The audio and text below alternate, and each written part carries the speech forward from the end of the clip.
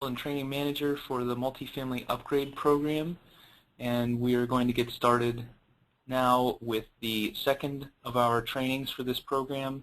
This is the Energy Modeling and Analysis.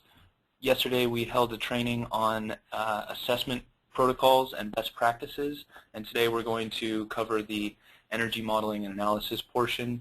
All of these trainings are available on our YouTube page, and I'll be sending out links when the recordings are uploaded to all of you who are in attendance, and you will have access to these recordings in the future. Today we're going to be, the training is going to be given by Scott Blunk at Partner Energy, and we will be recording and uploading this video shortly after the training is over today. So go ahead and take it away, Scott. All right, thank you, Mike, and welcome to everyone, and thanks for joining us. So this is, the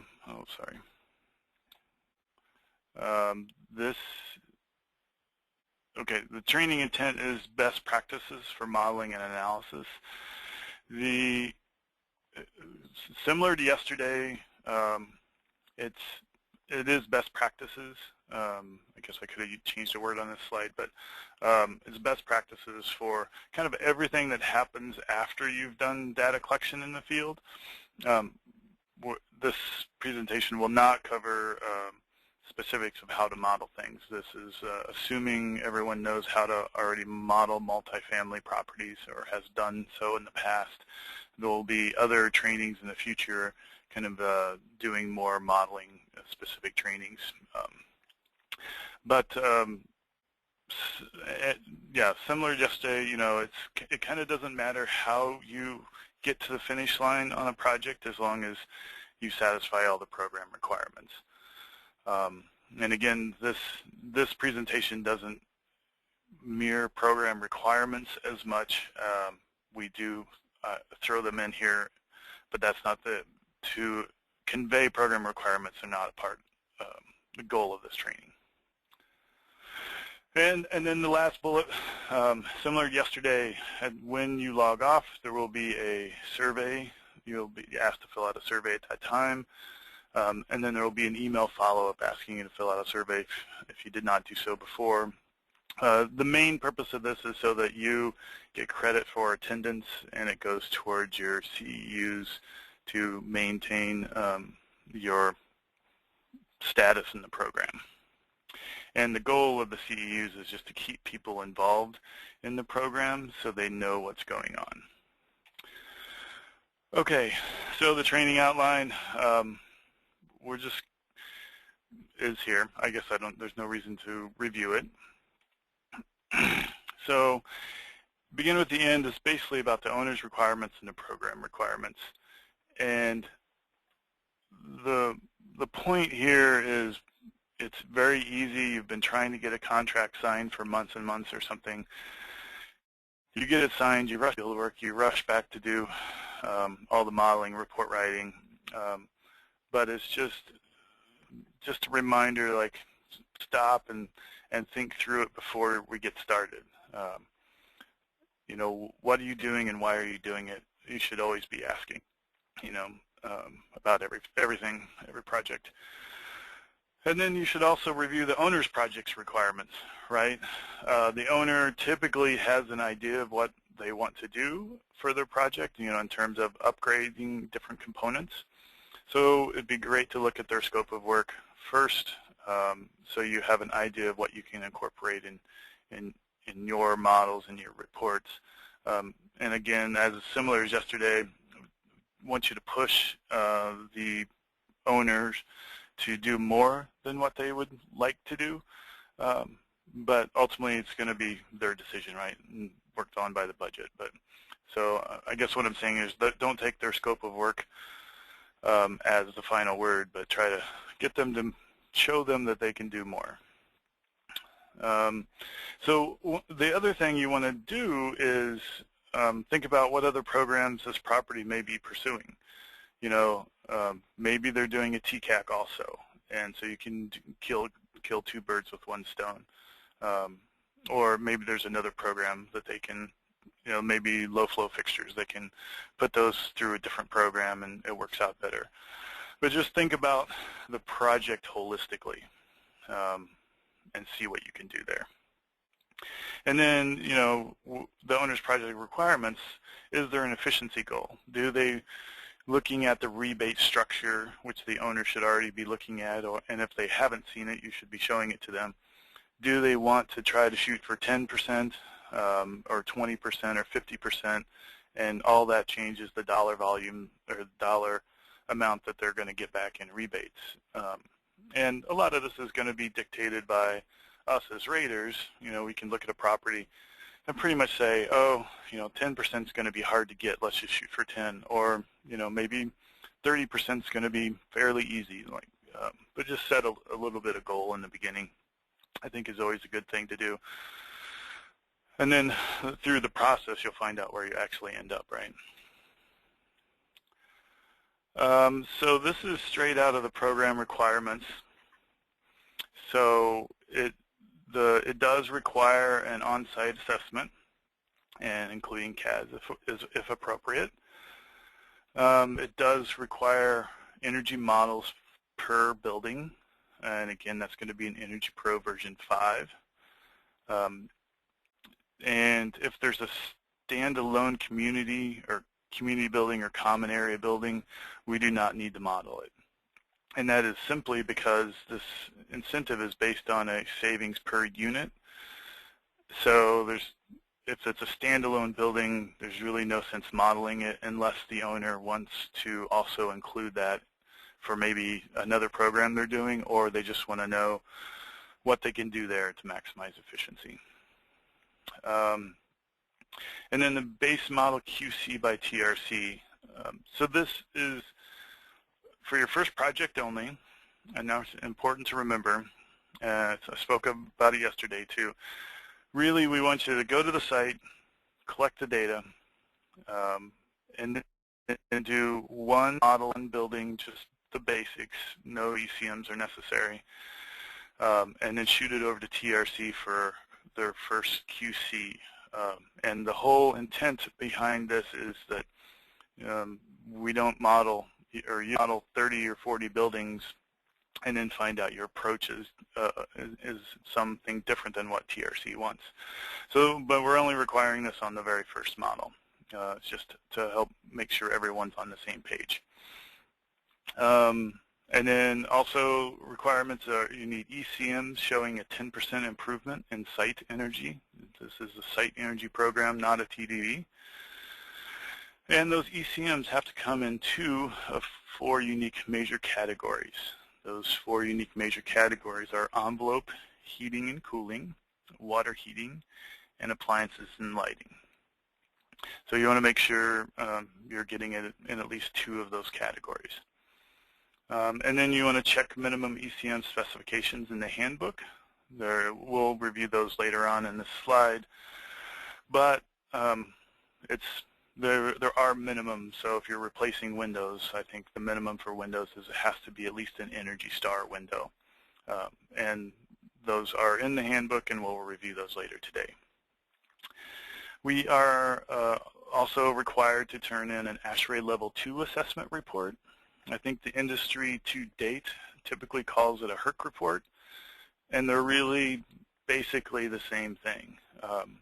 ASHRAE Level 2 is a more familiar term in the engineering world, so it's just good to realize and know, and maybe even call it what the rest of the industry does, and it's an ASHRAE Level 2 report.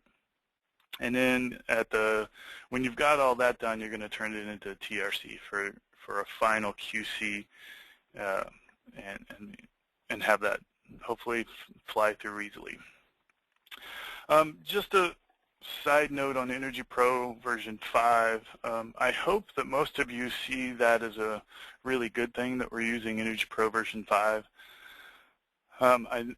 If you've been in the industry for very long at all, you would have been working in Energy Pro version 5. It's 6 is of course live, but I don't feel that it's stable yet, and there could be a a large risk to you, to the program, to the owner. If you model something in February in version 6 and it's got 21% energy savings, and then you model it again 4 months later and you've got 19% energy savings, that changes the owner's incentive dramatically, or probably not that dramatically, but it could. And owners don't like that stuff. So hopefully everyone sees using version 5 as a good thing. I certainly think it is a good thing. Anyway, okay, so wanted to emphasize 2 points here, and this is the QC by TRC. Only on the first project, base model QC.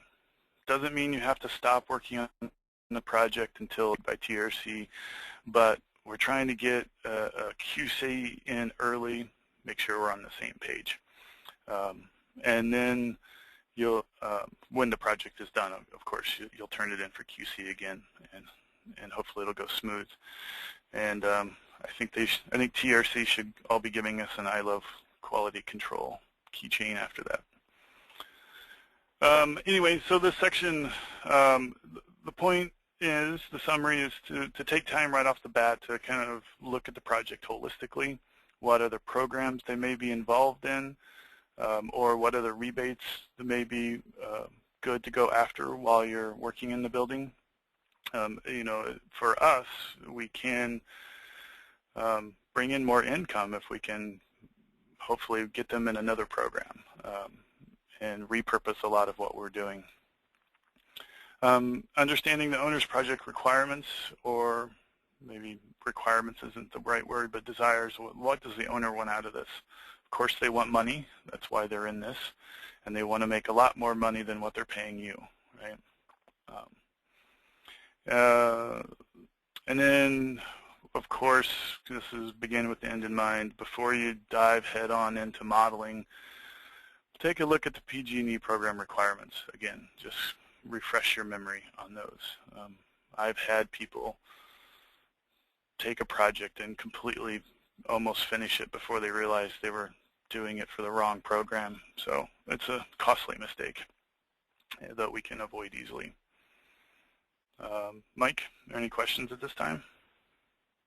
There's one question, and and I wanted to bring it up for everybody's knowledge. So there's a question, kind of a two-part question. So the formula for calculating the percent improvement, there's not really a formula. The percent improvement is a number that's generated by Energy Pro version 5, and we've published the formula for converting the various percentage results that you will get from Energy Pro, converting those into an incentive amount.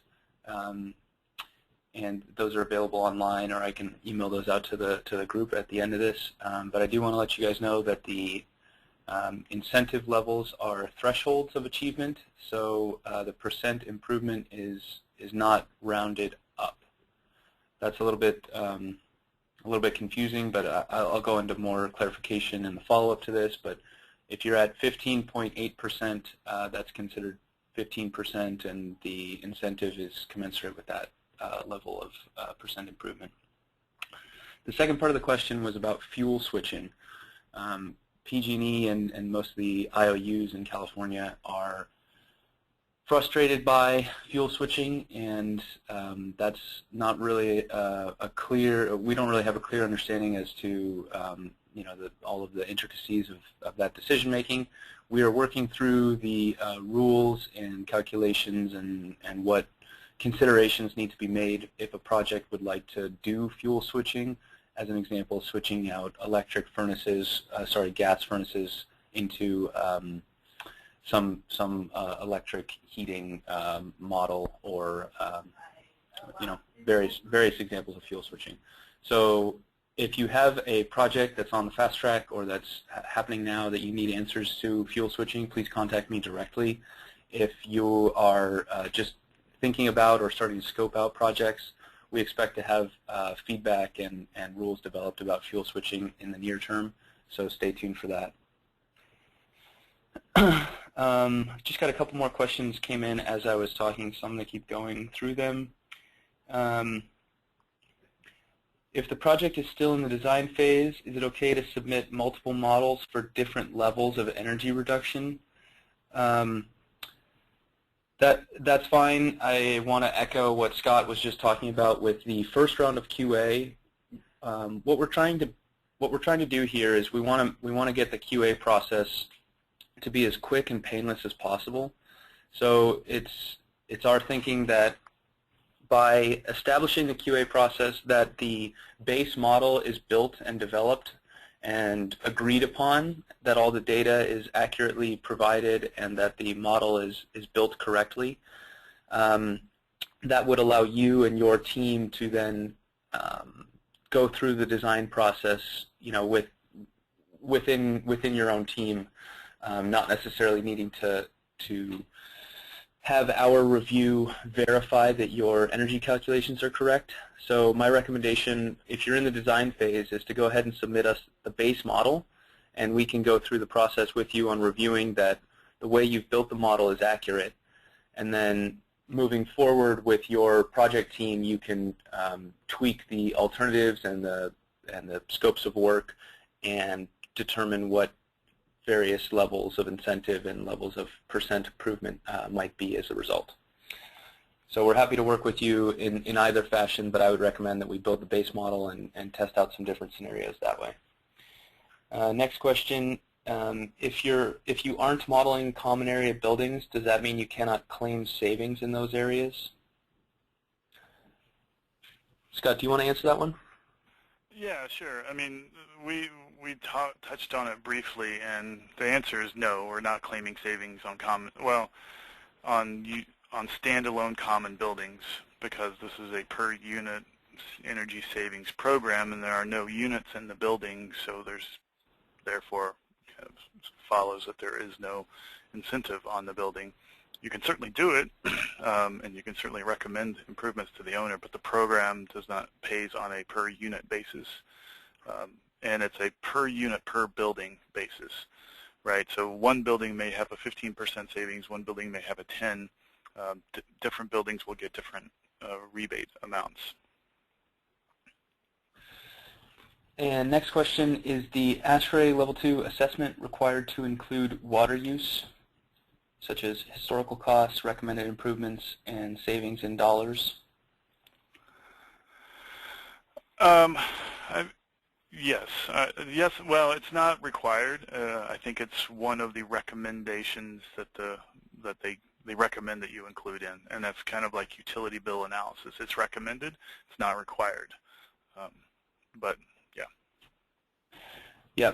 Just to echo that, we're not paying incentives on pure water savings, but there are programs that can provide incentives and can provide support and help if you want to improve the landscape or change out fixtures or analyze any of that scope with your project team. So we're not going to, for example, reject an application or go through a QA process if that data is not included. But since you're doing an ASHRAE Level 2 audit, we would recommend that you include that level of information for completeness and clarity to the owner and just to develop your process. I'm going to take one more question and then let's keep moving on. Do the energy savings in the common area of a mixed-use building get averaged among the living units in the same building, such as laundry under the apartments? Yeah, it's gonna be average because we're looking at it on a per building basis. So a building will get an energy savings of, let's say, 10%. So if there's 10 units, you'll get a 10% incentive on all 10 units. There's no direct incentive for the common space, but the common space that's attached to a building with units will affect up or down the average savings of the entire building. Okay, and any other questions that are coming in, we'll answer them in the next section break. Go ahead, Scott. Okay. All right, so organizing field data. Doing this presentation, so much of this presentation, and I think the office work is about being organized and staying organized. So this is a big section. So you've come in out of the field, you've got the field person or you have a huge stack of papers, right, to go through, because nobody's that I know of has figured out how to collect data electronically yet, although we keep trying. So anyway, before, kind of the first thing you want to do is review them and fill in any missing information. And obviously fill in missing information that don't make up stuff. But if they didn't put the address on it or something, or just easy features, like put it on there before you scan it in. It's always good to add, when you add new information after you come out of the field, to do it in a different color. You saw that yesterday. It's just clear what was done in the field and what was done afterwards, in case there's a discrepancy ever. So you're going to bring them in, fill in a few things, and you're going to scan the field data sheets. You're going to name them, and then you're going to file the field data. And which is, all this is a process, right? You're going to download files, or photos, name, and file. And it seems like a simple step, and maybe it is, but it's a pretty time-consuming, and really how you handle this data and how you scan and store and download this will affect how much searching you do later on. So doing it well up front is very useful. The file naming convention. So this is both a recommendation and a program requirement. This example shows how the program requires you to name files when you upload them. Now, of course, for your own files, you don't have to name everything this way, but before you give them to TRC, you're going to have to rename them. So just kind of recommending that you get in the habit of just using this naming convention, and in your file, got it down, and you don't have to change it later. And there is a lot of useful information in this naming convention. So we use something very similar to this naming convention. And then this, just organizing, right? This is kind of a screenshot of one of our project files where it's just organized. You can see a very similar naming convention to what we just showed. The way we have it is we use the folders as like an archive. So any true documents that you're working on are out and are not in any folder. So you can see there's 15 or 20 files there. You can quickly scan and, oh, I'm looking for the Energy Pro model for this or for that, right? For this building or for that building, or you're looking for the Econ 2. So anything that's kind of underway, you're working on it, we leave it out. And then as it gets updated, say the next day, you would change the date to the new day, and then the old version you put up in a file above. So the files above are used as just that, archives. And then at the very end, when you go to submit to the client or the program, we create one new folder that just says something titled something like submitted to program, and then put all the files in that and zip it up, so that anytime 6 months from now, if you don't know, like, gosh, what did I send Mike to review, it's all in one file. You know exactly what it is, and we put a date on that, so it's like, this is what we gave them on this day. It's just very clear. Just kind of recommendations. You can, of course, do it any way you want, but this is just a little closer version of the same thing, right? Okay, so the data processing, I hope you're not offended by the little cartoon on the right. I am a vegetarian, so I guess I have that in my, anyway. So it is a little bit like making sausage, right? There's all this field data that you got to crunch and smooth and figure out and fill in the gaps and look up and then get it in a model and then pop it out the other side, right? And it's all about organizing your data.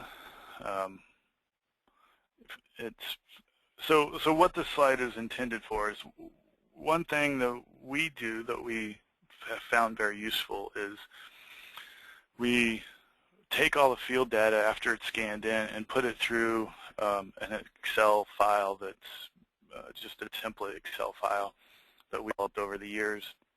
And so if the person modeling is different than the person in the field, it allows you to get familiar with the project. But it also spits out a bunch of stuff that we're going to use anyway in the reports and use in Energy Pro itself. So you're going to be collecting, say, you sampled the units and you have 10 of, I don't know, like 100 units sampled, and you have 10 water heaters, and all 10 are different types of water heaters are different. You're going to put them in this Excel file, and then the Excel file, ultimately, that is going to be, you're going to cut and paste that into your report, kind of table of the water heaters that was found in the report.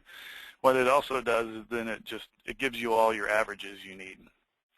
When you build up, you're not going to use individual DHW inputs. You're going to use kind of the property average as appropriate. So it just spits out all that stuff with you, and it's just one big spreadsheet, a bunch of tabs. It'll do utility graphs. It'll do low flow savings.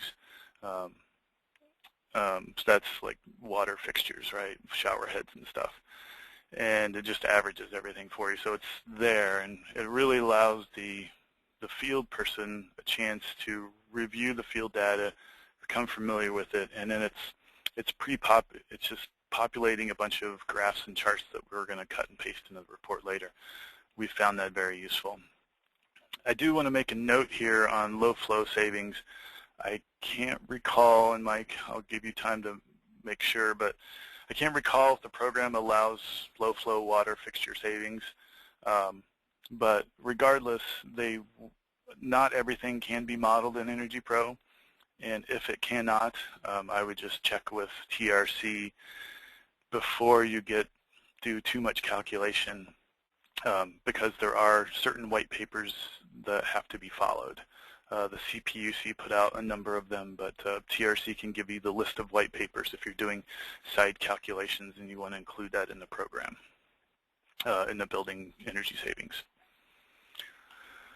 All right, so the data processing. So that big spreadsheet, what we call it, and I don't really like the name, but it's just what's stuck around here, is report general data. That's just a massive spreadsheet that we take the field data, put it in Excel, and it just automatically crunches a bunch of stuff for us. And it just organizes everything into tables that you're going to use later.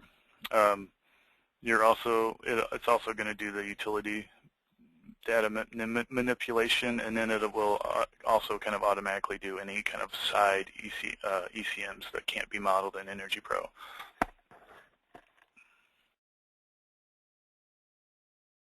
Excuse me.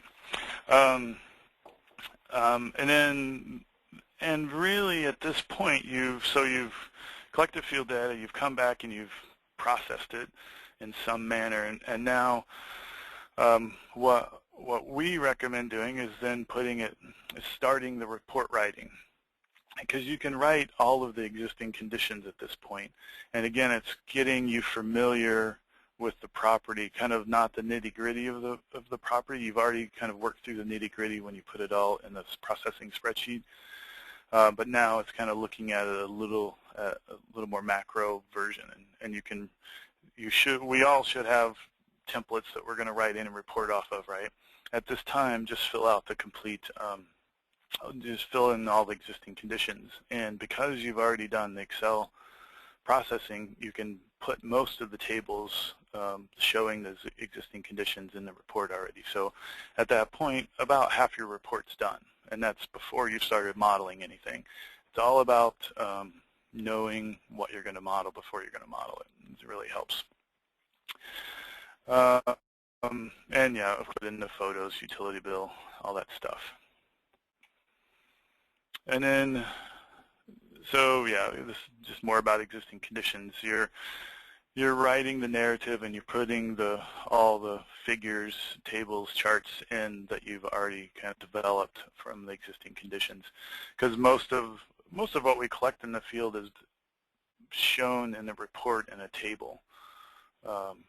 Nobody likes to write sentences about what the wall assembly is, right? Writing sentences around that stuff is no fun, and I mean, I don't know who among us can actually do it grammatically correct. I always have to struggle with it. So doing it through this processing spreadsheet, we've got a nice table. You put it in the report, and you say, basically, like, here it is, you know, 1 or 2 sentences. But there will be a little bit of narrative, right? But just build the story. That's all it's about. And here's kind of an example, like what I was talking about, where this table came right out of the processing spreadsheet. We're going to put a couple pictures below it, kind of showing typical. You know, we're not going to put all the pictures in, but we'll put usually 2 to 4 if there's. But I like to keep it around 2. No need to waste too much time putting pictures in, but this is just plop this whole thing in the table, right, or in the report.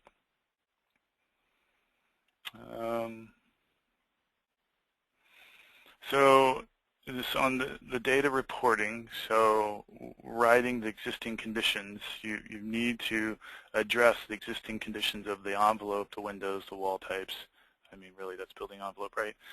Roof pitch, insulation, HVAC. So to make sure you touch on all of these when you're writing the existing conditions. I think we typically do. And then, yeah, just insert the tables and charts from the processing spreadsheet. Just another example of another chart that we fill out before we start modeling, and then just plop it in the report. And then same thing for the utility bill. Just all these are just created straight out of this template Excel file that we create, and just pop it in the report. And then there's very little actual words being written around what it is. Of course, you've got to write some words later on about basically what this says or what this means for the property owner, but we want to minimize it where possible. And then, of course, you need to give your assumptions in the report. So this is just a few of ours that we put in. They may not all be appropriate for PG&E. I'm looking at number 2 there, the USGBC water use reduction guidance.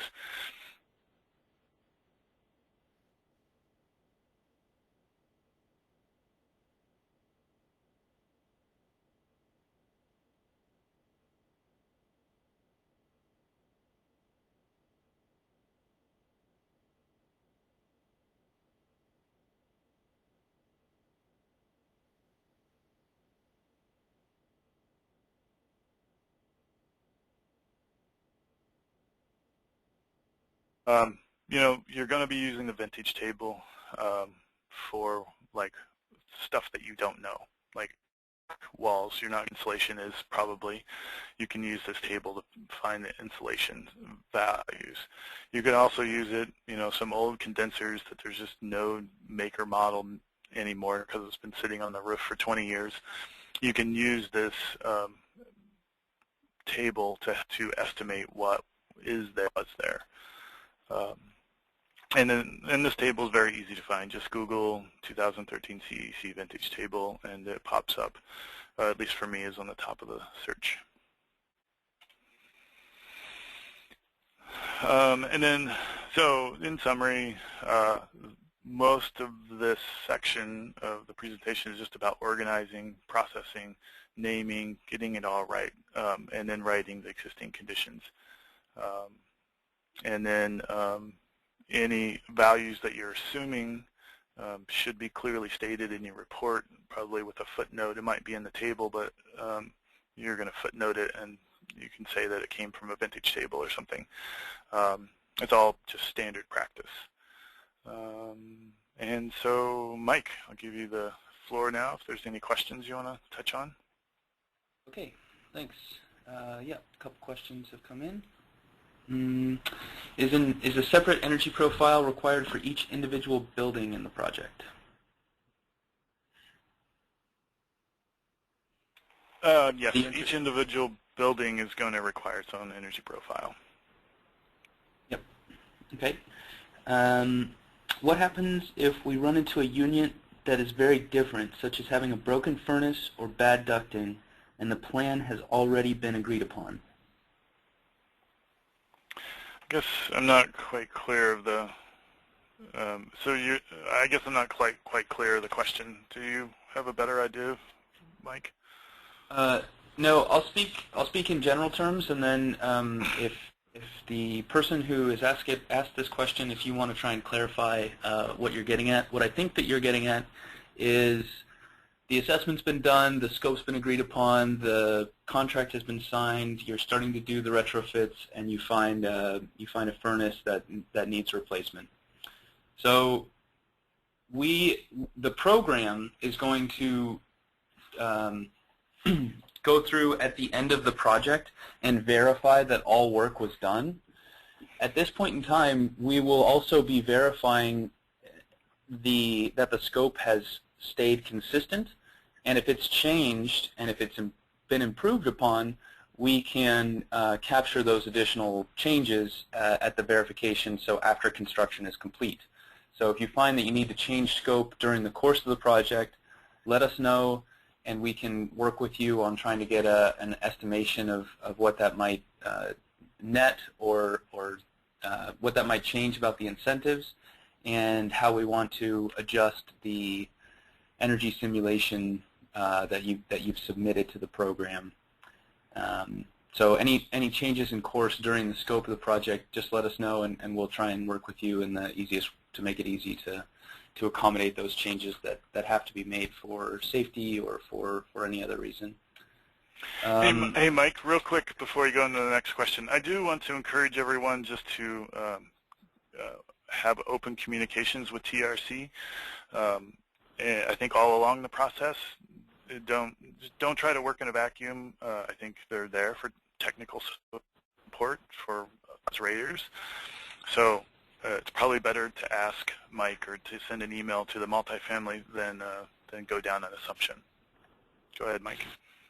Yeah, thanks for clarifying that. Yeah, it's our best interest that you guys succeed and that we get really high value, deep energy savings projects. So don't be afraid about asking questions that, changes in scope or problems that you're running into on site. We want to try and fix and smooth those over as much as we can.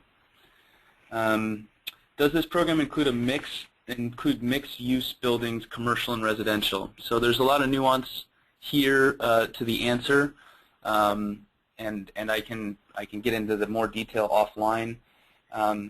If the building if it's a small amount of commercial space, and I'll define what small means in writing for you, you can include it in the model, but there's not really any improvements that you can make to that space.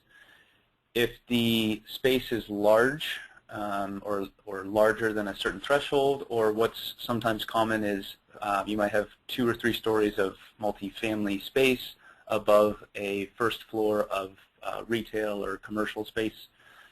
In that instance, we can work with you on how to model that. Basically, you would build the model as if the first floor doesn't exist, so as if it's a 3-floor building. But there are some tricks and some details that we would need to work out in terms of how to model that bottom floor appropriately and accurately. So in general, we want to exclude commercial space. Sometimes that's not possible given the size and the location of the commercial space within the building. So we can work with you on a case-by-case basis to address those concerns when they come up. There's another question about if the sample reports are available. I'm assuming you're referring to the HERC multifamily report. The sample reports that you saw in this slideshow are Partner Energy property, and you can reach out to Partner Energy and try and request information from them. But we do not have a copy of a sample report for you to use. However, there is plenty of documentation online that I can point you to about what is expected to be provided in those reports, and the outline and the expectation of details is pretty clear and should help you to develop your own templates. I don't know if you want to say anything about that, Scott. No, I think that's exactly right. There's plenty of stuff online. ASHRAE is very clear in what they want. HERC has taken ASHRAEs and made it a little more specific to multifamily, but it's all, you just got to fill in the gaps at that point. So next question, has there been a decision made on how you calculate the savings when you have a two-model approach? So there are certain upgrades or there are certain conditions of the building that would require you to submit two energy models, which would effectively be the pre-upgrade condition and the post-upgrade condition of the model. Maybe I'm being overly simplistic in answering this, but the way we're going to calculate savings is to take the difference between the two models' overall existing site energy budget. The budgets are provided from Energy Pro in the units by fuel type. So there's the electric fuel and the gas fuel. We would convert both of those numbers into therms, into BTUs, and therms is a unit of BTUs. And then we would compare the pre-upgrade model to the post-upgrade model and calculate the percent improvement that way. If you would like more details, feel free to reach out directly to me. Next question, how will site savings be calculated when you have low flow calculations included within the software? And this touches on something that came up during the previous section that I can speak to. So we really want to try to, as much as possible, accommodate side calculations and additional features. So our policy is to take that on a case-by-case basis. If your intent is to do a side calculation and try and justify energy savings within a building that's not within the standard framework of Energy Pro, please let us know early, as soon as you can, that that is your intention. And ideally, please also let us know your justification. Scott mentioned that there are some white papers. White papers is an industry term that speaks to reports that have been approved by the CPUC as an algorithm for calculating energy savings from various measures. So if you would like to do a side calculation such as justifying energy savings from low flow fixtures or anything that's outside the bones of what Energy Pro provides, let us know and we will work with you as much as we can.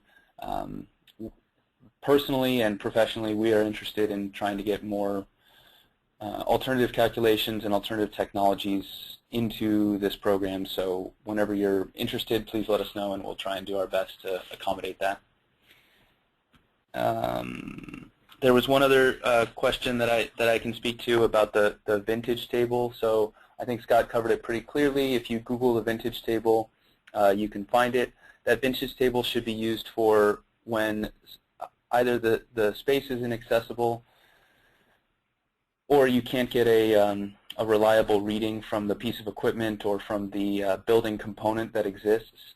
This is not intended to be a replacement for due diligence on your assessment. There are a number of tools and tricks that I'm sure you've learned, and probably you know more than I do about the ways that you can identify the building components and what's existing and how the equipment is performing.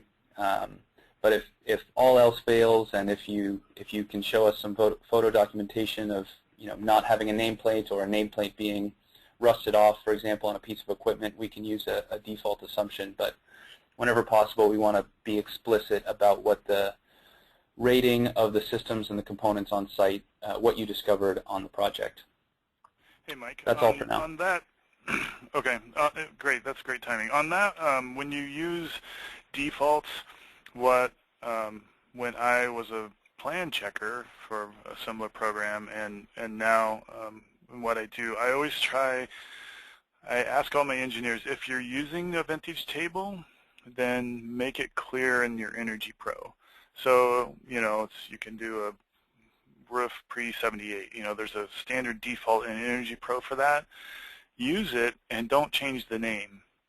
And I say that because if you don't change the name, it's very obvious that you used the standard default. Where if, for a wall example, like the vintage table may say 13, and you could put R13 wall in your model, and that's correct.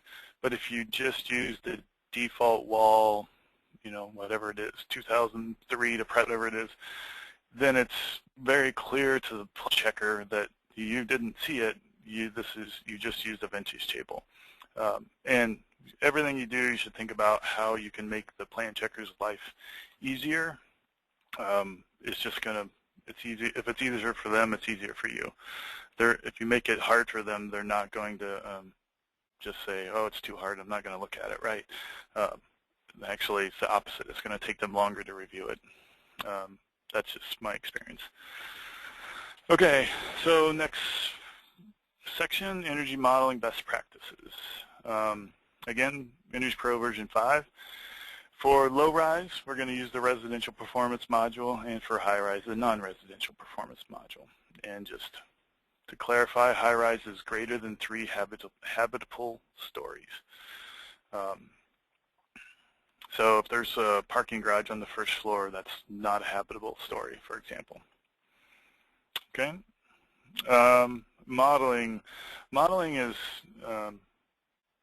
I've said this before in trainings, but like I got into engineering because I liked answers. I don't want a guess in my work. Like I want a very logical sequence and an answer at the end. Unfortunately, I had no idea that engineering really wasn't that way, and modeling is certainly not that way. It's not everyone models the same. There's certainly an art to it. I've reviewed enough models I can kind of tell the footprint or the fingerprint of the person who's done it, because there's just different ways. And determining those data inputs is the most laborious part of the job, but most of that is probably done when you've done your processing spreadsheet. You've already got it in. So you've got those inputs down. So when you're modeling, you can just be modeling. And again, organized field data is the most useful. Little bit we've touched on, common area modeled with residential if it's less than 20% of the floor area. And as the question was answered before, energy savings in the common area counts as energy savings for the building, which counts in your incentive, your per unit savings, which counts for your incentive. So you don't get a rebate directly for this space, but it adds to the overall building savings, or subtracts, which is usually the case. So the modeling process, again, this isn't a webinar on teaching anyone how to model. We may do those later, but this just shows on the right, we've got a tree, a building tree, standard tree. The easiest way to model it, again, is using lots of multipliers, which you're going to have to do in multifamily. I like to see one zone per floor or per occupancy type. What it means is if there's a hallway, interior hallway that you're modeling, you could, and it's less than 20% of the total area of the building, you would model the corridor as a separate zone, because usually it's going to be fed by different equipment too, right? So it's just kind of a suggestion. And then create windows and door legends. I think it's important to model each window individually. So here you can see on the right that there's 4038 windows, which is kind of an odd size window, but and they just copied and pasted 6, 8, 10 times or something here. I like to see that when I review projects, because then I can I can look at their sketch from the field and say, oh, they said there's 10 windows that are this size. I can see here there's 10 windows. Of course, you can model every one of those windows on any wall. If it's on the same direction wall, you can model all windows together as one great big window on that wall. I just don't recommend it. Think about your plan reviewer. Make it easy for them at TRC to check that you've done it right. It doesn't take much work to copy and paste a window. So my recommendation. I also like to just, on different floors, you do one floor, make sure it's good and done, and then just copy that floor and paste it for the second floor, right? Delete the foundation, add the roof. But otherwise, it should, in a lot of cases anyway, it should be the same. Same wall area, same windows, same everything. So here, this is just kind of the model inputs from the data processing sheet. So this is, I've showed this a few times. So when we put it in the report, we hide the weighted average that's on the far right, but the weighted average is really what we're putting into the energy model. So putting it here just lets the calculation be simple. When you're modeling, you know right where it is. Yeah. So So when you're done with the base model, try to get it to QC at that point. Really important. And we're just going to hammer this home. The submit first model to an internal QC, right? The way I like to do it, I like to get the model, get the report where they've already written the existing conditions, and then the field data, forms, and pictures. And with those three things, I QC the model. And frankly, a lot of it is based off the existing conditions. So when I review that, I can QC the language in what they've done so far in the report, but then I also know kind of the layout of the building when I QC, and then it helps me QC the model. So doing those together, I think, is works well for me anyway. And then at this point, once you've done, you should do some sort of internal QC, right? And then you're going to send it to QRC for their internal QC. And you're only going to do this once with the base model before you're done on your first project. Just everybody's on each.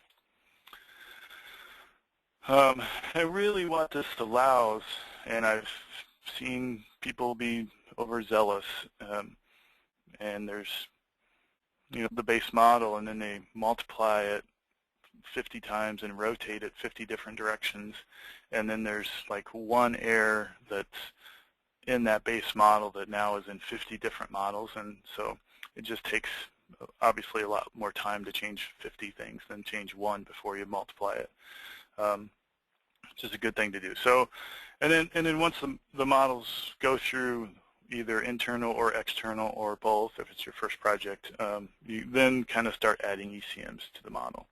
And then you can duplicate and rotate. So it is nice to add ECMs to the base model first before you duplicate for the same reason. So again, best practices. This is kind of a summary, right? Write the report, the existing conditions, complete the base model, and then send it to QC. For the program, just the first model you're doing for the program. And then, and after it goes through that level of QC, you're gonna spin, rotate, multiply, and add ECMs, probably not in that order, and you're gonna send to QC. And at this level, you may want to QC the models, or maybe you just QC the ECM table, because it should all be based off that first model that you've already QC'd. So the ECM summary table is just, we review it internally, send it to the client for their review. We write in our contracts that the client can have one revision of this table for free. That's just kind of included. And after that, additional revisions are a change order. It's just to kind of limit our liability, because some owners obviously want 50 different runs from you, and it takes a lot of time. And then when you're done, got your ECM summary table, everybody likes it, add your ECMs and your executive summary to the report and QC it again, and you're done. You're done internally anyway, then you're going to send it to TRC for external, external review. Okay, so the summary, just the art of modeling. You're organizing your data early in some sort of spreadsheet, just clarifies the inputs and makes QC easier. Try to QC it internal to your organization before sending it to TRC would be helpful. And then having a base model QC before processing will reduce repetitive errors. And that's whether you're sending it to TRC or you're doing it internally. Okay, Mike, you want to open it up to you and questions? Sure. There's a couple questions here for you, Scott. What do you mean when you say create a window and door legend? Well, I'm just saying, like, well, in the field, hopefully you've created a window and door legend where, like D1 is a 3068 door and D2 could be a 2868. So it's clear when you collect data. But also model, you can use those same like A, B, C, and D. But also in the name, I really like to see the size. So if it's using my door example, it could be D1 3068 door, and then you've got it.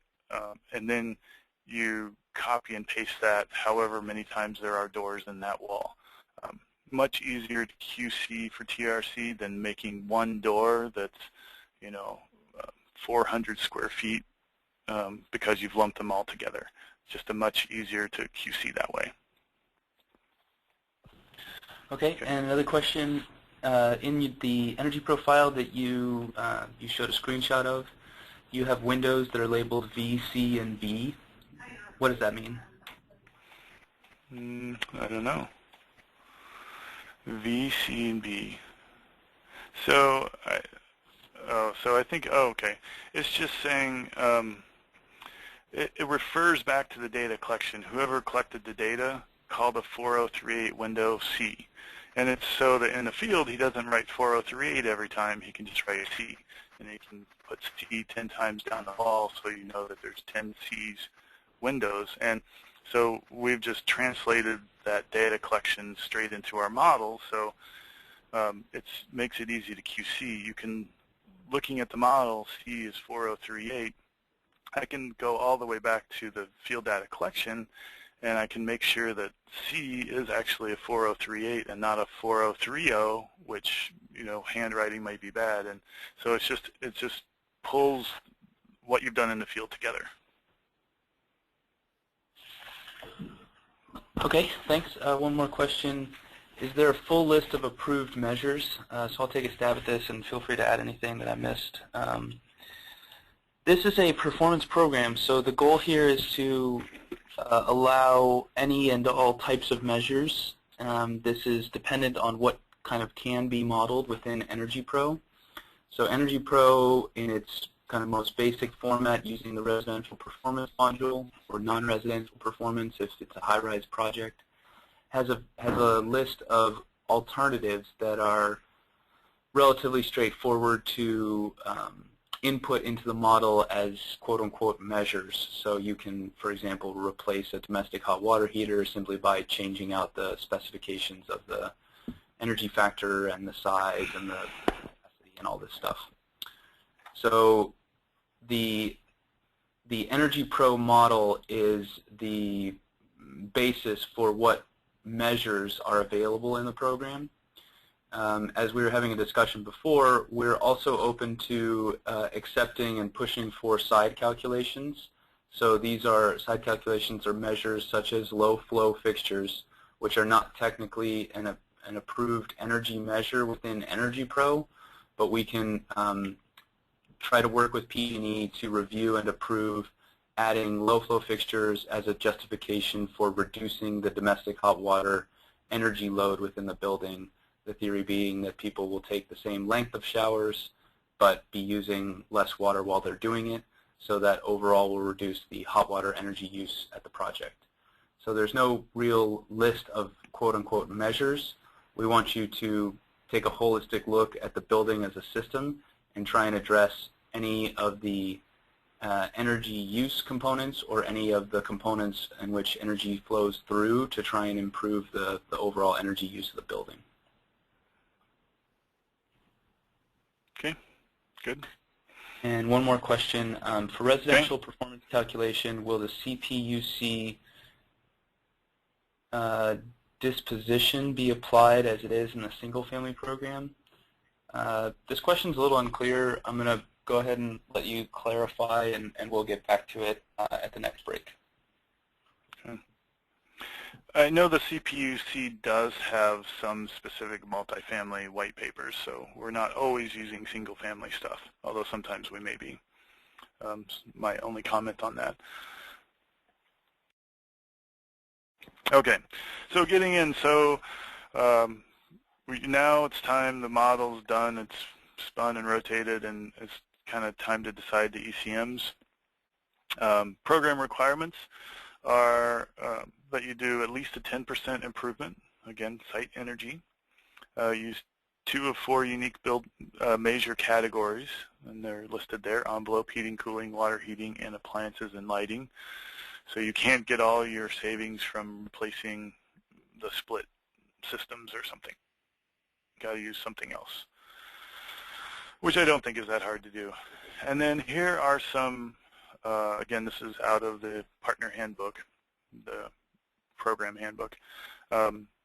It's the measure and then what's the minimum required for low-rise and high-rise. So my example before of windows, there are certainly, in California code, there is a minimum, or I guess a maximum spec on this. And so the program has decided the maximum spec is what the Energy Star qualified specs are. So just probably something to have handy when you're deciding on your ECMs to make sure that you're complying with these, right? So HVAC is a big one, right? A lot of building owners, they think they did a great thing by putting in a SEER 13 unit, and really they just did, the worst they could possibly do and still legally have it in the building. So so HVAC, it's just got to be better than the standards right now, is all they're saying. And anyway, we don't need to go through all of them. Just know that it is in the partner handbook, and please review them when you have a chance, and certainly every time you model. So the way we like to do it, models are QC'd, spun, and rotated, or maybe right before you duplicate, spin, and rotate. You would review the list of ECMs with whoever's QCing, going to ultimately have sign-off authority on it. And so when you do that, you need to go back and look at, again, the project owner's scope of work. If he's already had HVAC in there, it's kind of easy to put HVAC as an ECM, and then, of course, have it a little better than code so it works in the program. But if, things that aren't in his original scope, his or her original scope of work, if you're recommending them, you just have to be very sensitive to what and why, so anyway, we just try to talk through them before we use them. And then you're going to put them in and generate your results and pop out some Econ 2s from the models.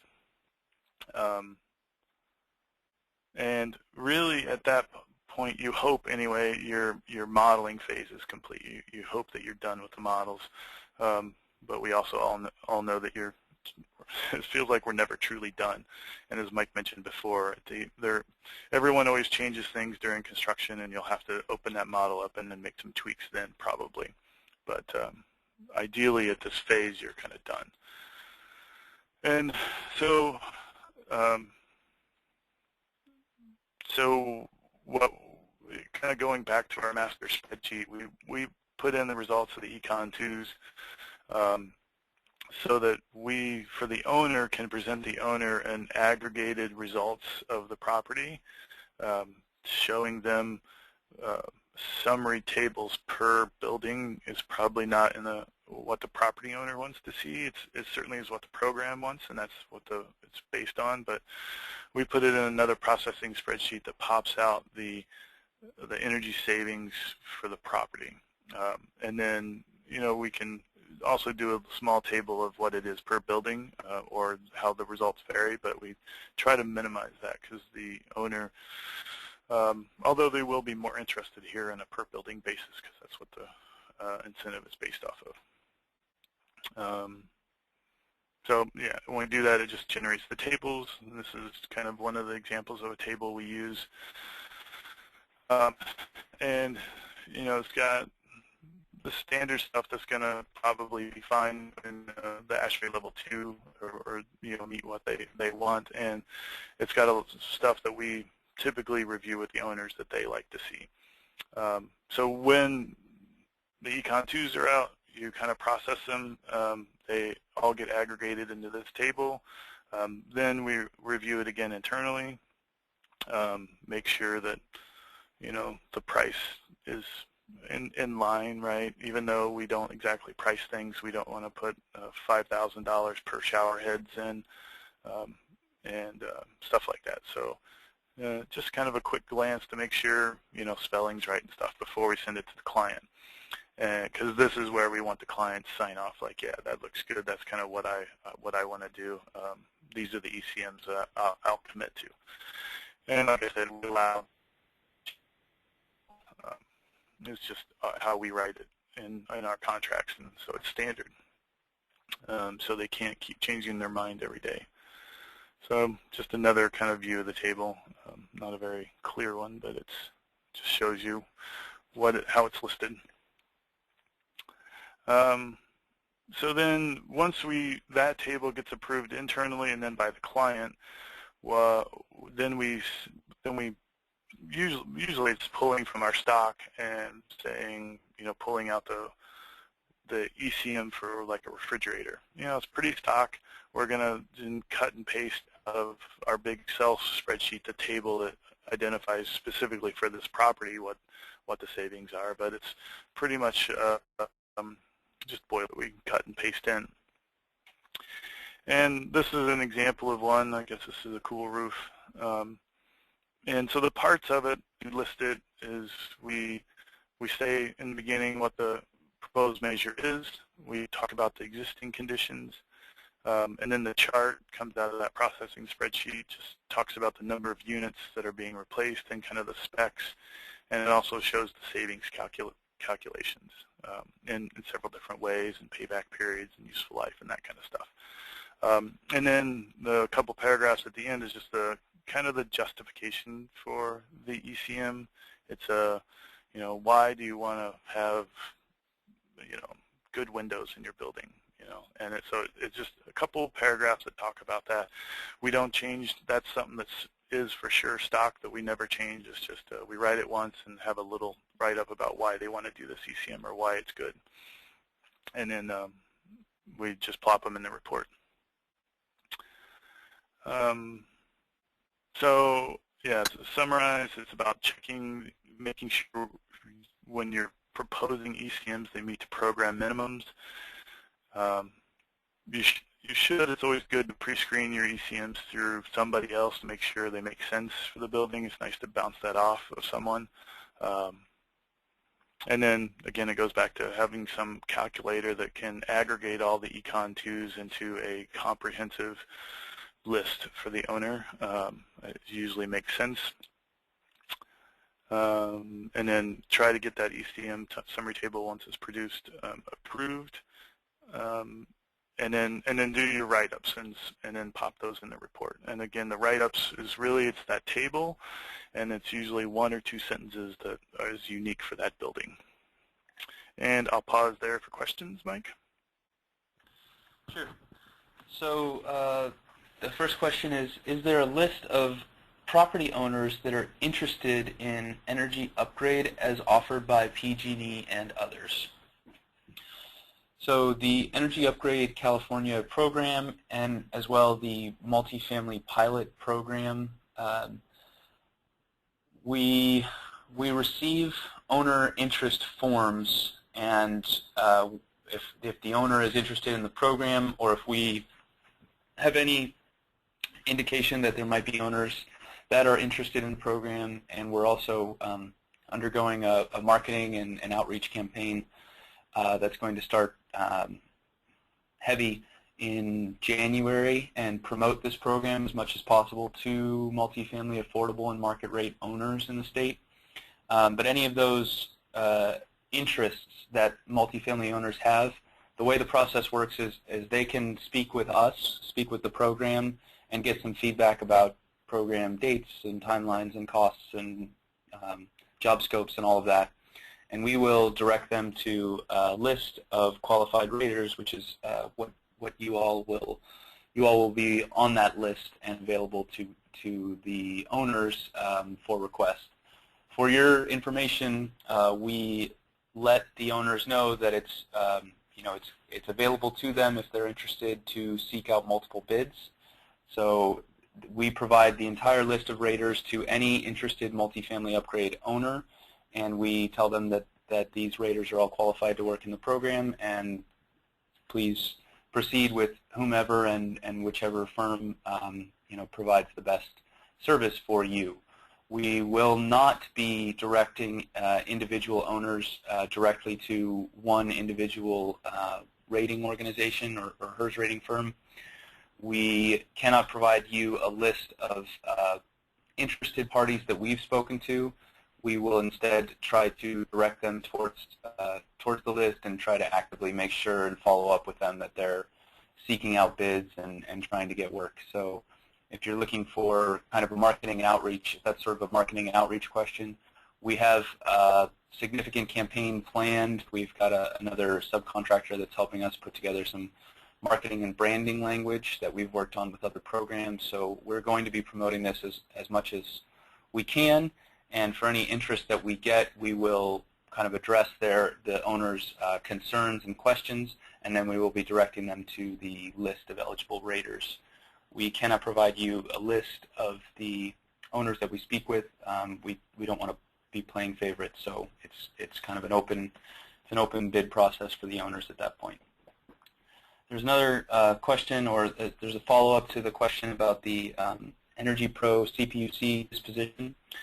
So the CPUC has issued a statement saying that the residential performance module calculations discount energy savings, and this has been applied to the PG&E single-family program. I'd like to speak with you more directly about this issue.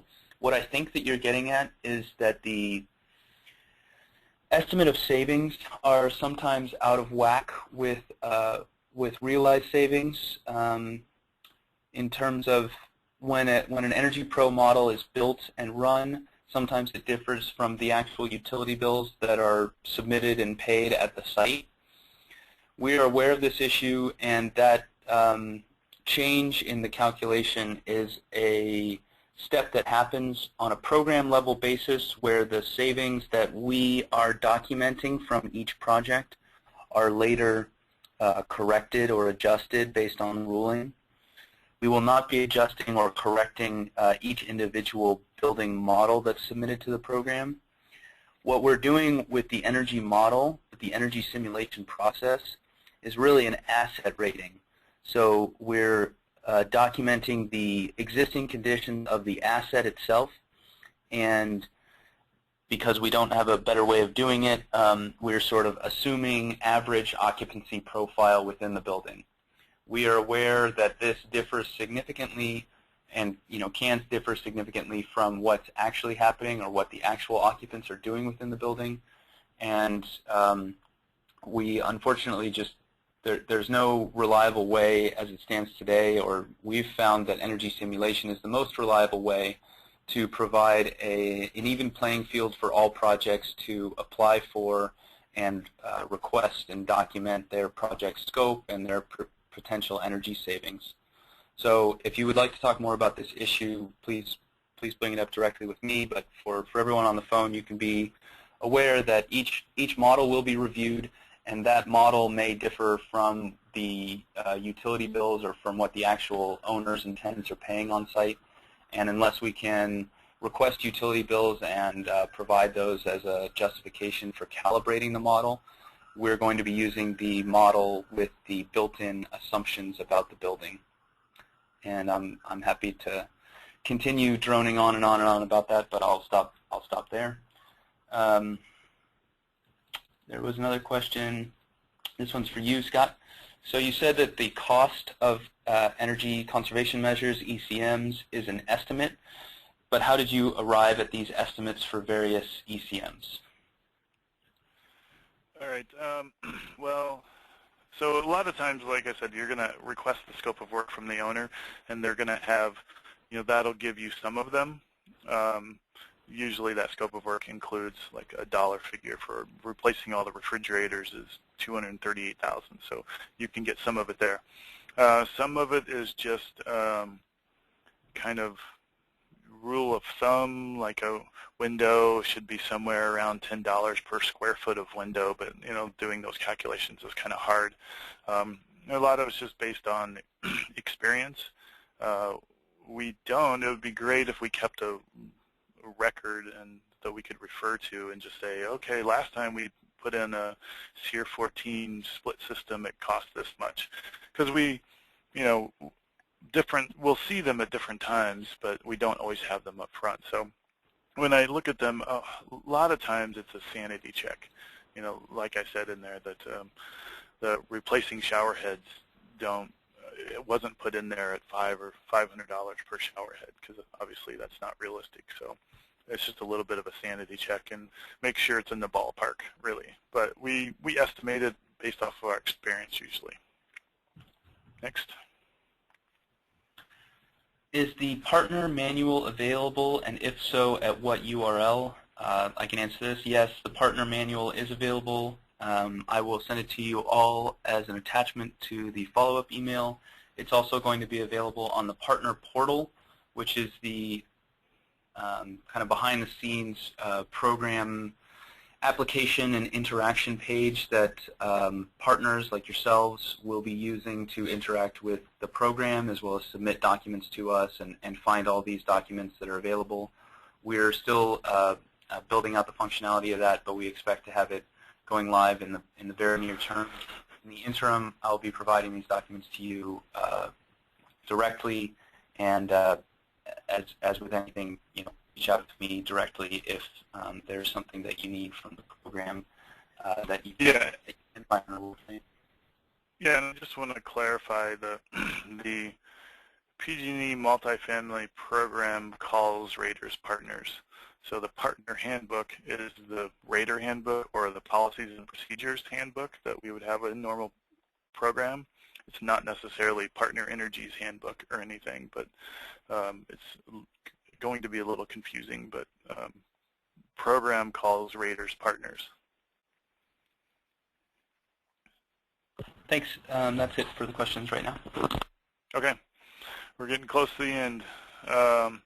So this is just really final, like clean it up. You've got most of it done. Your ASHRAE Level 2 report must include all of these pieces. You've already done the narrative of the existing conditions, combustion safety testing. We didn't talk about it, but certainly that's going to be processed through some spreadsheet, so you can give the building owner which units you've tested and what the results were, and maybe you only give results on failures. Kind of up to you and how you want to format your summary sheet. And then your assessment, those are kind of the requirements of the report. The analysis methodology, the utility end-use breakdown, of course that's optional, where your information came from, modeling inputs and assumptions, and then your Econ 2s, right? And like Econ 2s is going to be put in an appendix somewhere. And then qualifications and certifications, that's just kind of a standard for professional reports, you're going to say. And it's going to be something canned, right? You're going to say write a page or something about why you're qualified to do this report, kind of list some experience and some credentials you have maybe. But that's kind of a standard feature of most professional reports. And then the representation is another like paragraph or something where you hopefully get you get someone in the organization, someone high up that has usually like as an executive level that signs off and saying that you know, you've done your best to follow all industry professional standards, and they're kind of signing off and taking responsibility for the report. It's again just a standard feature for most of these reports. And then you're going to have your ECM write-ups too. So, you know, just to review a little bit, your models are done, your ECMs are done and approved, and you've got your results. So just to finalize, now you're ending this process at the beginning, writing the executive summary. I was always taught that an executive summary should be 1 page or less and have no tables, charts, or graphs. We work hard to keep it at 1 page because it really should be pretty brief. But we do include the ECM summary table because really that is what everything you've done, every hour you've put in this project, really that is the product. And I think a lot of times we could skip every other piece of the report and just hand them the ECM summary table and say, this is it. You know, that's the product. So we include it in the executive summary. May not be standard, but I think it works. But really, this should be about the only piece of the report to finish. And this is just showing kind of how 3 paragraphs about it. It's an overview of the property. It's a statement of the scope, which is usually something written about what program it was done for. Like this, you know, was modeled using for the PG&E Multifamily Upgrade Program guidelines, you know, and you can say, you know, 2 or 3 sentences. And then the last paragraph is summarizing the owner's project's requirements. Again, it can be pretty general. And then pop in the ECM summary table. And it says here the executive summary should never exceed 1 page. Sometimes it does, but we try to keep it to 1. Some of our, you know, I see reports come out that are 150 pages long. I can't believe anyone reads them. I'm only hoping to read the executive summary. If they read at least that, I feel a little bit of a victory. So in summary, just the ASHRAE Level 2 reports, they've got several sections, each with their own requirements.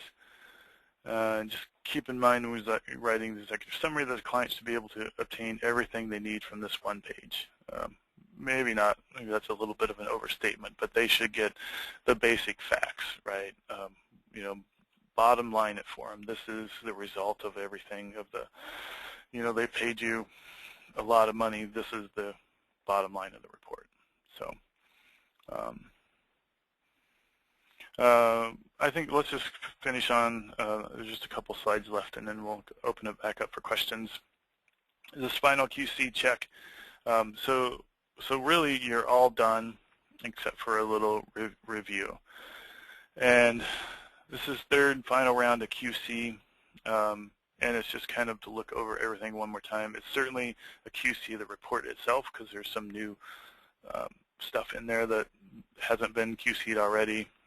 All the ECMs have been put in by this time, and the summary have been done since the last time the report itself was QC'd. So want to review that mostly, and then just kind of another broad brush of the whole report.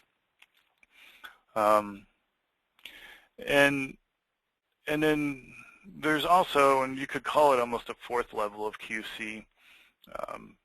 Typically, we include everything that's going to be submitted to whoever, the client or the program.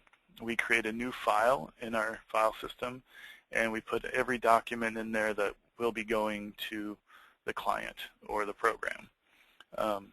So you could call it a fourth round of QC, but just somebody should double check that you got all the right documents in there. Yeah, but that's kind of some of the high-level QC. And then what that also allows, if you put a new folder of what was sent, so and maybe it's different for the client as it is to a TRC for QC or something, but then if there's any ever question of, hey, did I send you that, you can just refer to that file and, oh, it's in there, it must have made it to you. It just helps us down the road. So again, this kind of reviews the whole process, and I don't want to beat it to death either, but do a base model in QC, add ECMs, spin, rotate, QC again. That's really QCing the summary table. And then add the ECMs to the report, do the executive summary and QC again before you send it on to TRC for their QC. So when you do submit to TRC for quality control, this is from the program policies and procedures or the partner handbook, and this is what they want to see. So there's, 8 or so files here, different pieces they want to see. Pretty straightforward, pretty typical things out of the ordinary. And of course, remember when you give them to TRC, you're going to be uploading through the partner portal, and make sure you name it appropriately. That's kind of their first level to see if you didn't name it right, and get kicked back right away. So might as well do it right in the beginning. And that's it for this. We can open it up for questions now. I did include my email in this since somebody asked yesterday, but yeah, Mike, you want to open it up? Or just, I guess, open it up to you anyway? Sure. Yeah, and if anybody would like to speak, please feel free to raise your hand or continue typing questions in the question box or in the chat box if you have any questions for Scott or for myself or anything at the end of this training. There is one question: will there be any 5-day classes for Southern California, such as at the gas company Downey ERC facilities? Right now we don't have anything scheduled for Southern California, but we have not finalized our training plan for 2015. Please send me an email at multifamilyupgrade@trcsolutions.com and request and let me know that you would be interested and how many people would be interested in attending that training course. Right now our only scheduled training is going to be held in either late January or early February, and that's tentatively scheduled for Northern California somewhere, either Sacramento, San Ramon, or Stockton. So be aware that that opportunity is available if you can and make time for travel and being there.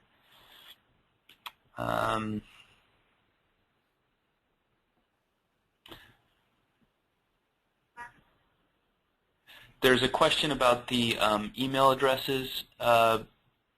So being explicit, my email is listed on the last slide here. I'm also going to be sending out an email to all of you with my personal contact information as well as the program general contact information, and you can find the email. You can find the email address there, so you don't have to write it down and transmit it. There's a question: Mike, is the go ahead? Well, and also just. I think the program likes you to use the multifamily email address. It's just going to make sure that somebody sees it in case Mike or somebody's on vacation. You're not waiting too long for an answer. So that's kind of the reason for that email address. Yeah, I mean, feel free to send the email directly to me, but you know, I'm just going to forward it to our team internally. We like to make sure that we're all on the same page and that anybody can answer any of your questions and keep in touch. Keep the ball moving. So whenever it's a more general question, or if it's not something that you need my specific help on, multifamily upgrade at TRC Solutions will also be routed to me. It's routed to all of us, and it just kind of helps to make sure that your questions and your concerns are answered as quickly as we can. Next question, is the multifamily CAS workbook among the attachments you are sending us? Yes, I can make a note and send you that as well. As we've been saying, and we're saying it often and frequently because I want you guys to get in the habit of knowing that this resource is going to be developed, but all of these documents will be available on the partner portal. I'm really looking forward. I'm pushing hard to have that available to us as soon as possible. But what it's going to provide for you is you're going to use your personal email or your professional email as a login and create your own user account. And once you log in, you'll be able to see news and events. You'll also be able to see all of the documentation, resources, guides, any templates that we have available, and links to past trainings. We're also working hard on trying to add new features to that.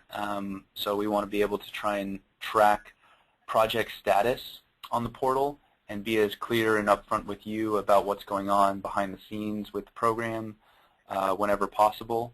So stay tuned for that, and I'm going to keep saying it until it goes live, and shortly thereafter to try and get everyone in the habit of going there whenever you need resources. But in the time being, yes, I will send you the multifamily CAS workbook as an attachment today, and I'll make a note of that right now. Hey, Mike, is that a required document to be completed, or raters can use their own as long as it kind of has that information?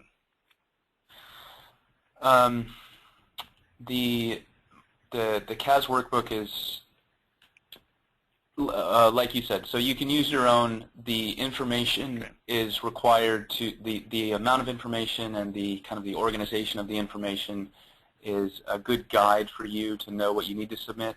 But you can submit it under your own template and heading and your own organization if you like. But that's a good guide for you to use. And it's available for you to use if you don't have a template or a process that's already developed.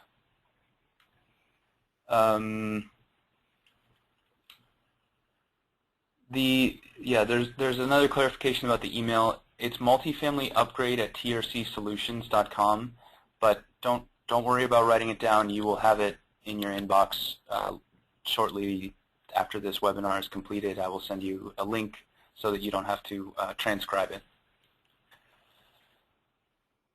Okay, as we said at the beginning, this whole presentation has been recorded, and we will be processing that and uploading it to our YouTube page. I'm going to be sending out a follow-up email with the various forms that people have requested, as well as links and additional information. We want to announce again that there will be a multifamily BPI analyst certification training course. That's a 5-day classroom training course that's free to all raters. That's going to be held either the end of January or early February. We're going to send out a survey to all of you to gauge some of your availability and interest in that course. Please forward that on to anybody that might be interested within your organization or outside, and let us know early if those dates and times work for you. We're also working hard to develop the scope and outline of trainings, schedule and outline of trainings for 2015 beyond this next certification training. So stay tuned for more announcements on that front. As always, if you have any questions, feel free to reach out to me directly or the program email in general. And Scott, do you have any final words? Yeah, I mean, I'll just say, some of the trainings that are going to come up are trainings on multifamily specific code related issues. I think a little more has been put in the new code specific to multifamily. So we're just trying to, have more knowledge on it. So that's going to be some of the training that's going to happen. There's going to be certainly some very specific modeling trainings. Hopefully they're going to be like a 1-hour webinar on like a certain topic. The plan is also to do a hands-on CAS test, CAS testing like refresher or summary. You may not get certified on anything from it, but it's just going to be 1 or 2 days, hopefully refresher somewhere. And then also, I think it's kind of exciting for this program. We're hoping to do a BPI build multifamily operator training toward the end of this program, and that's just to hopefully get the maintenance people thinking more about efficiency. So once the project is done, they can maintain the building efficiently. So I think it's a new addition to most of the programs in the state so far, but I hope that one makes it on too. But that we're planning for it, and that's all I got. Great. Well, thanks for the training today, Scott, and thank you everyone for attending. Please feel free to reach out anytime that you need to, and we will answer your questions as quickly as we can. And I look forward to working with you all. Have a great day.